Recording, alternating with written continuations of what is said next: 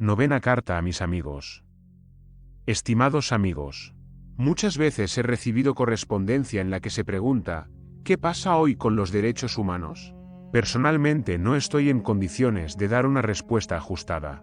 Creo, más bien, que aquellos que suscribieron la Declaración Universal de Derechos Humanos, es decir, más de 160 estados de la Tierra, deben saber qué pasa.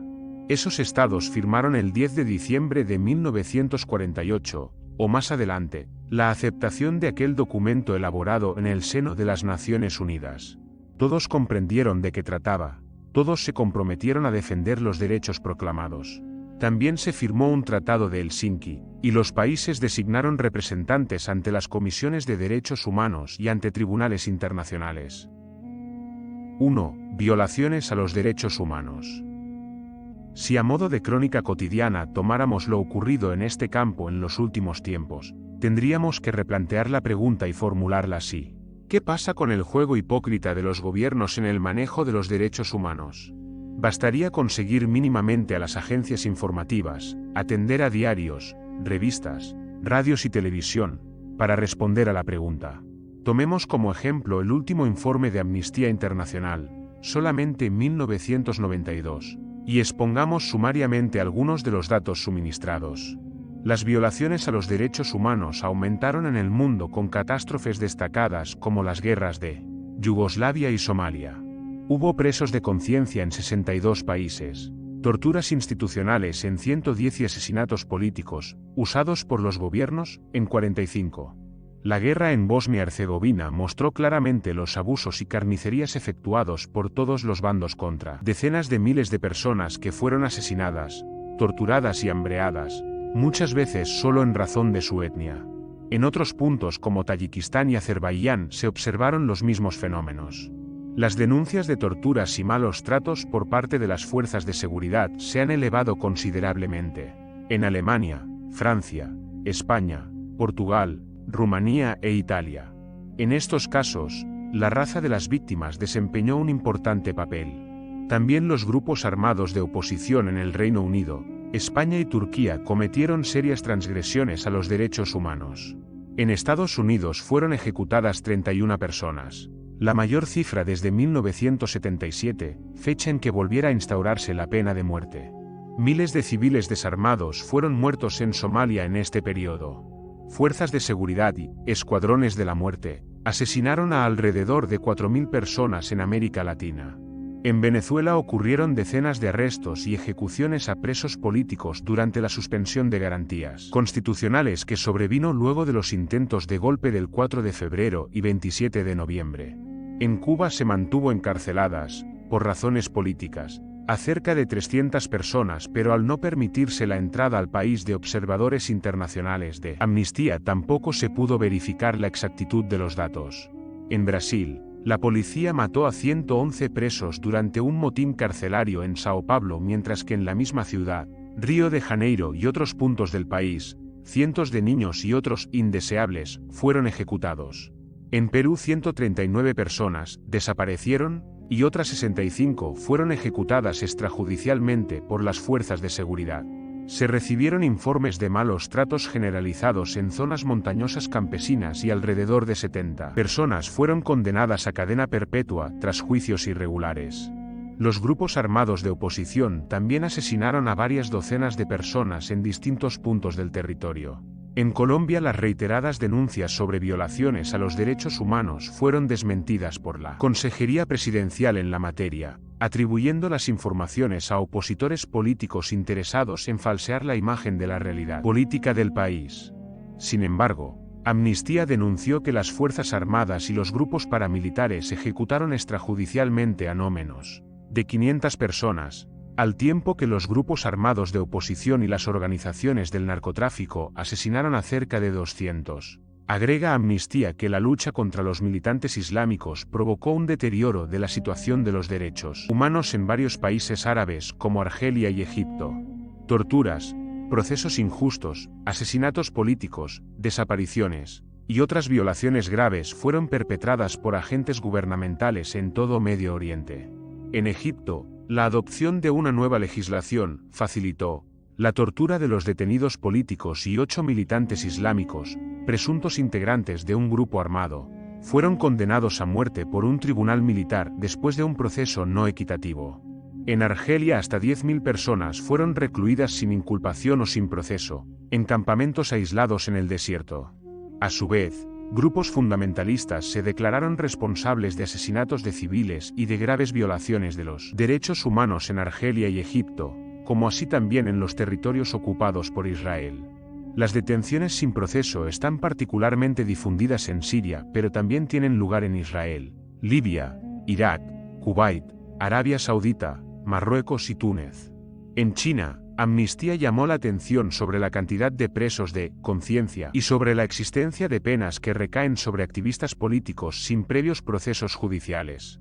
Agencias periodísticas de distinta orientación han exhibido mapas del mundo en los que se ve a decenas de países salpicados por el atropello a los derechos humanos y a otros en los que se contabilizan los muertos en guerras religiosas e interétnicas. También aparecen diversos puntos en los que miles de personas han perecido por causa del hambre en su lugar de origen, o en medio de grandes migraciones. Pero lo mencionado más arriba no agota el tema de los derechos humanos ni, consecuentemente, las violaciones que estos sufren. 2. Los derechos humanos, la paz y el humanitarismo, como pretextos de intervención. Hoy se habla, con renovado vigor, de los derechos humanos. Sin embargo, ha cambiado el signo de los que hacen ondear estas banderas. En décadas pasadas el progresismo trabajó activamente en la defensa de principios que habían sido consagrados por el consenso de las naciones. Por supuesto, no faltaron las dictaduras que en nombre de aquellos derechos se burlaron de la necesidad y de la libertad personal y colectiva. Algunas explicaron que mientras no se discutiera el sistema imperante los ciudadanos tendrían acceso a la vivienda, la salud, la educación y el trabajo. Lógicamente, dijeron, no había que confundir libertad con libertinaje y libertinaje era discutir al régimen. Hoy las derechas han recogido aquellas banderas y se las ve activas en la defensa de los derechos humanos y de la paz, sobre todo en aquellos países que no dominan totalmente. Aprovechando algunos mecanismos internacionales organizan fuerzas de intervención capaces de llegar a cualquier punto del globo a fin de imponer la justicia. En primer término llevan medicina y alimento para luego arremeter a balazos con las poblaciones, favoreciendo a la facción que mejor se les subordine. Pronto cualquier quinta columna podrá invocar que en su país se altera la paz o se pisotean los derechos humanos, para solicitar ayuda de los intervencionistas. En realidad, se ha perfeccionado a los primitivos tratados y pactos para la defensa mutua con documentos que legalizan la acción de fuerzas neutrales. Así se implanta hoy, remozada, la vieja Pax Romana. En fin, son los avatares ornitológicos que comenzando con el águila de los pendones legionarios tomó luego forma de paloma picasiana hasta llegar el día de hoy en que al plumífero le han crecido garras. Ya no regresa al arca bíblica portando una rama de olivo, sino que vuelve al arca de valores llevando $1 en su fuerte pico. Adecuadamente se sazona todo con tiernas argumentaciones. Y en esto hay que ser cuidadosos, porque aun cuando se interviniera en terceros países por razones humanitarias evidentes para todos, se sentarían precedentes para justificar nuevas acciones sin razones tan humanitarias ni tan evidentes para todos. Es de observar que como consecuencia del proceso de mundialización, Naciones Unidas está jugando un rol militar creciente que entraña no pocos peligros. Una vez más se está comprometiendo la soberanía y autodeterminación de los pueblos mediante la manipulación de los conceptos de paz y de solidaridad internacional. Dejemos los temas de la paz para otra ocasión y miremos un poco más de cerca los derechos humanos que, como todos sabemos, no se limitan a cuestiones de conciencia, de libertad política y de expresión. La protección de estos derechos no se reduce tampoco a evitar la persecución, el encarcelamiento y la muerte de los ciudadanos en razón de sus diferencias con un régimen dado. Es decir, no se circunscribe a la defensa de las personas frente a la violencia física directa que pudiera ejercerse contra ellas. Sobre este punto hay mucha confusión y mucho trabajo desordenado, pero algunas ideas básicas han quedado plasmadas en la declaración. 3. Los otros derechos humanos. El documento, en el artículo 2.1, dice, toda persona tiene todos los derechos y libertades proclamados en esta declaración, sin distinción alguna de raza, color, sexo, idioma, religión, opinión política o de cualquier otra índole, origen nacional o social, posición económica, nacimiento o cualquier otra condición. Y algunos de los derechos proclamados son los siguientes. Artículo 23.1. Toda persona tiene derecho al trabajo, a la libre elección de su trabajo, a condiciones equitativas y satisfactorias de trabajo y a la protección contra el desempleo. Artículo 25.1. Toda persona tiene derecho a un nivel de vida adecuado que le asegure, así como a su familia, la salud y el bienestar, y en especial la alimentación, el vestido, la vivienda, la asistencia médica y los servicios sociales necesarios. Tiene asimismo derecho a los seguros en caso de desempleo, enfermedad, invalidez, viudez, vejez u otros casos de pérdidas de sus medios de subsistencia por circunstancias independientes de su voluntad. Los artículos suscritos por los Estados miembros se basan en la concepción de la igualdad y universalidad de los derechos humanos. No están en el espíritu ni en la exposición taxativa de la Declaración, condicionales tales como: esos derechos serán respetados si es que no perturban las variables macroeconómicas. O bien, los mencionados derechos serán respetados cuando se arribe a una sociedad de abundancia. No obstante, se podría torcer el sentido de lo expuesto apelando al artículo 22. Toda persona como miembro de la sociedad tiene derecho a la seguridad social y a obtener, mediante el esfuerzo nacional y la cooperación internacional, habida cuenta de la organización y los recursos de cada Estado, la satisfacción de los derechos económicos, sociales y culturales, indispensables a su dignidad y al libre desarrollo de su personalidad. Habida cuenta de la organización y los recursos de cada Estado, se diluye el ejercicio efectivo de los derechos y ello nos lleva directamente a la discusión de los modelos económicos. Supongamos un país con suficiente organización y recursos que de pronto pasa al sistema de economía de libre mercado. En tal situación, el Estado tenderá a ser un simple administrador, al tiempo que la empresa privada se preocupará por el desarrollo de sus negocios. Los presupuestos para salud, educación y seguridad social serán progresivamente recortados. El Estado dejará de ser asistencialista, por consiguiente no tendrá responsabilidad en la situación. La empresa privada tampoco tendrá que hacerse cargo de los problemas ya que las leyes que pudieran obligarla a proteger tales derechos serán modificadas.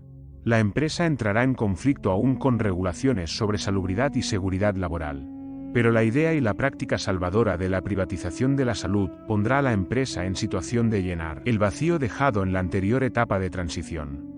Este esquema se repetirá en todos los campos a medida que avance el privatismo que se ocupará de ofrecer sus eficientes servicios a quienes puedan pagarlo, con lo cual el 20% de la población tendrá cubiertas sus necesidades. Quien defenderá entonces los derechos humanos dentro de la concepción universal e igualitaria si estos se ejercerán, habida cuenta de la organización y los recursos de cada Estado. Porque está claro que, cuanto más pequeño sea el Estado, más próspera será la economía de ese país, según explican los defensores de esa ideología. En este tipo de discusión, de pronto se pasará de la declamación idílica sobre la abundancia general, a la brutalidad expositiva que con carácter de ultimátum se presentará, aproximadamente, en estos términos: si las leyes limitan al capital, este abandonará el país, no llegarán inversiones, no habrá préstamos internacionales ni refinanciación de deudas contraídas anteriormente, con lo cual se reducirán las exportaciones y la producción, y en definitiva, se comprometerá el orden social. Así, con toda simpleza, quedará expuesto uno de los tantos esquemas de extorsión. Si esto que venimos comentando lo hemos derivado de la situación de un país con suficientes recursos, en su pasaje hacia la economía de libre mercado, es fácil imaginar el agravamiento de condiciones cuando el país en cuestión no cuente con los requisitos básicos de organización ni recursos. Tal como se está planteando el nuevo orden mundial y en razón de la interdependencia económica, en todos los países, ricos o pobres, el capital estará atentando contra la concepción universal e igualitaria de los derechos humanos. La discusión anterior no puede plantearse en los términos estrictamente gramaticales del artículo 22, porque en él, y en toda la Declaración de los Derechos Humanos, no se está poniendo por encima de las personas una valoración económica que relativice sus derechos. Tampoco es legítimo introducir argumentos tangenciales al explicar que siendo la economía la base del desarrollo social, hay que dedicar todos los esfuerzos a las variables macroeconómicas, para que una vez lograda la abundancia se pueda atender a los derechos humanos. Eso es tan torpemente lineal como decir, ya que la sociedad está sometida a la ley de la gravedad, es necesario concentrarse en este problema y cuando sea resuelto, hablaremos de los derechos humanos. En una sociedad sana a los ciudadanos no se les ocurre construir en barrancos inestables porque dan por supuestos los condicionantes de la gravedad igualmente, todo el mundo sabe claramente que son los condicionantes económicos y la importancia de su correcta resolución, en función de la vida humana. De todas maneras, estas son digresiones que no hacen al tema central.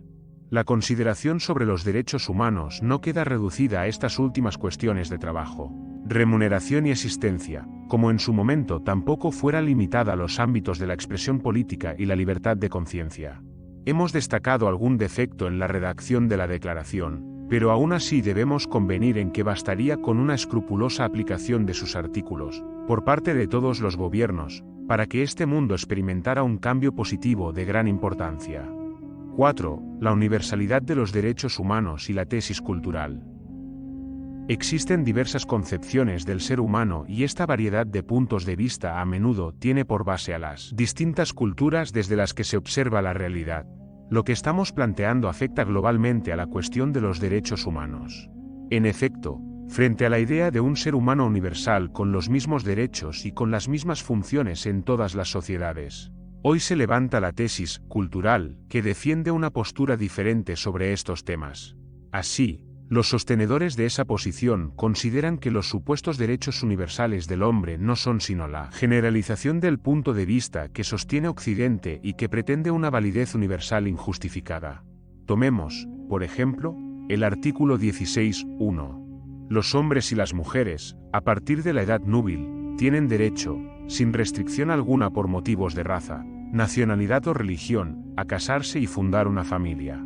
Y disfrutarán de iguales derechos en cuanto al matrimonio, durante el matrimonio y en caso de disolución del matrimonio. 16.2. Solo mediante libre y pleno consentimiento de los futuros esposos podrá contraerse matrimonio. 16.3. La familia es el elemento natural y fundamental de la sociedad y tiene derecho a la protección de la sociedad y del Estado. Estos tres incisos del artículo 16 traen numerosas dificultades de interpretación y aplicación a varias culturas que partiendo del Oriente Medio y del Levante, llegan al Asia y al África. Es decir, traen dificultades a la mayor parte de la humanidad. Para ese mundo tan extenso y variado ni siquiera el matrimonio y la familia coinciden con los parámetros que parecían tan naturales al Occidente. Por consiguiente, esas instituciones y los derechos humanos universales referidos a ellas, están en discusión. Otro tanto ocurre si tomamos la concepción del derecho en general y de la justicia, si confrontamos las ideas de punición del delincuente con las de rehabilitación del que delinque, tópicos estos en los que no hay acuerdo aún entre los países del mismo contexto cultural occidental. Sostener como válido para toda la humanidad el punto de vista de la propia cultura lleva a situaciones francamente grotescas. Así, en los Estados Unidos se aprecia como un atentado a los derechos humanos universales el seccionamiento legal de la mano del ladrón, que se practica en algunos países árabes, mientras se discute académicamente si es más humano el gas cianhídrico, la descarga de 2000 voltios, la inyección letal, el ahorcamiento u otra macabra delicia de la pena capital. Pero también es claro que así como en este país hay una gran porción de la sociedad que repudia la pena de muerte, en aquel otro lugar son numerosos los detractores de todo tipo de castigo físico para el reo. El mismo Occidente, arrastrado por el cambio de usos y costumbres, se ve en un aprieto a la hora de sostener su idea tradicional de la familia natural. ¿Puede existir hoy familia con hijos adoptivos? Desde luego que sí. ¿Puede existir familia en la que la pareja esté constituida por miembros del mismo sexo? Algunas legislaciones ya lo admiten. ¿Qué define entonces a la familia? ¿Su carácter natural, o el compromiso voluntario de cumplir con determinadas funciones? ¿En qué razones puede basarse la excelencia de la familia monogámica de algunas culturas sobre la poligámica o poliándrica de otras culturas? Si ese es el estado de la discusión, ¿se puede seguir hablando de un derecho universalmente aplicable a la familia? ¿Cuáles serán y cuáles no serán los derechos humanos que deban defenderse en esa institución? Claramente, la dialéctica entre la tesis universalista, poco universal en su propia área, y la cultural, no puede resolverse en el caso de la familia, que he tomado como uno de muchos ejemplos posibles, y me temo que tampoco pueda solucionarse en otros campos del quehacer social.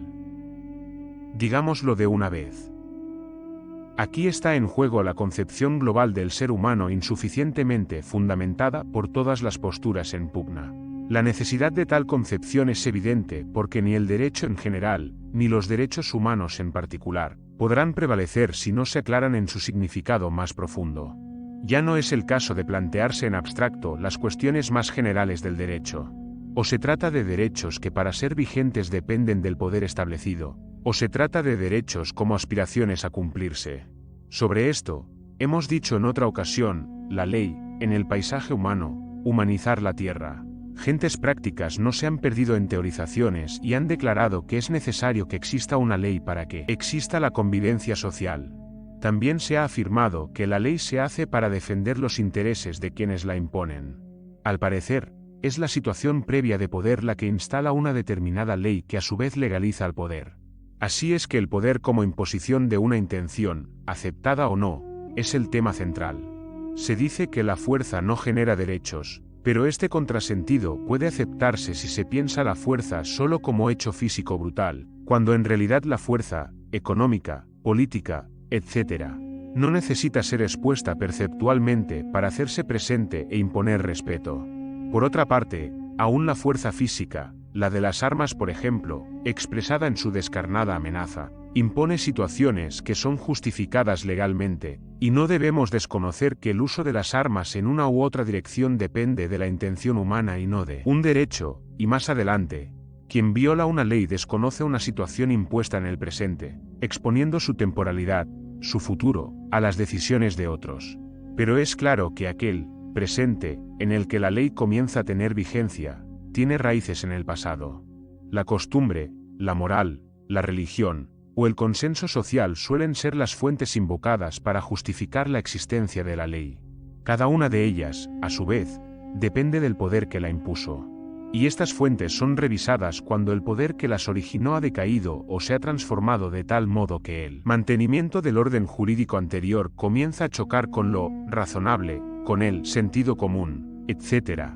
Cuando el legislador cambia una ley o un conjunto de representantes del pueblo cambia la carta fundamental de un país. No se viola aparentemente la ley en general porque quienes actúan no quedan expuestos a las decisiones de otros, porque tienen en sus manos el poder, o actúan como representantes de un poder, y en esa situación queda en claro que el poder genera derechos y obligaciones y no a la inversa. Para terminar con la cita, los derechos humanos no tienen la vigencia universal que sería deseable porque no dependen del poder universal del ser humano, sino del poder de una parte sobre el todo. Si los más elementales reclamos sobre el gobierno del propio cuerpo son pisoteados en todas las latitudes, solo podemos hablar de aspiraciones que tendrán que convertirse en derechos. Los derechos humanos no pertenecen al pasado, están allí en el futuro succionando la intencionalidad, alimentando una lucha que se reaviva en cada nueva violación al destino del hombre. Por esto, todo reclamo que se haga a favor de ellos tiene sentido porque muestra a los poderes actuales que no son omnipotentes y que no tienen controlado el futuro. Sobre nuestra concepción general del ser humano, no es necesario volver acá ni reafirmar que el reconocimiento que hacemos de las realidades culturales diversas no invalida la existencia de una común estructura humana en devenir histórico y en dirección convergente. La lucha por el establecimiento de una nación humana universal es también la lucha, desde cada cultura, por la vigencia de derechos humanos cada vez más precisos. Si en una cultura de pronto se desconoce el derecho a la vida plena y a la libertad poniendo por encima del ser humano otros valores, es porque allí algo se ha desviado, algo está en divergencia con el destino común. Entonces, la expresión de esa cultura en ese punto preciso, debe ser claramente repudiada. Es cierto que contamos con formulaciones imperfectas de los derechos humanos, pero es por ahora lo único que tenemos en nuestras manos para defender y perfeccionar. Estos derechos hoy son considerados como simples aspiraciones y no pueden ser plenamente vigentes dados los poderes establecidos. La lucha por la plena vigencia de los derechos humanos lleva, necesariamente, al cuestionamiento de los poderes actuales orientando la acción hacia la sustitución de estos por los poderes de una nueva sociedad humana. Reciban con esta, un gran saludo.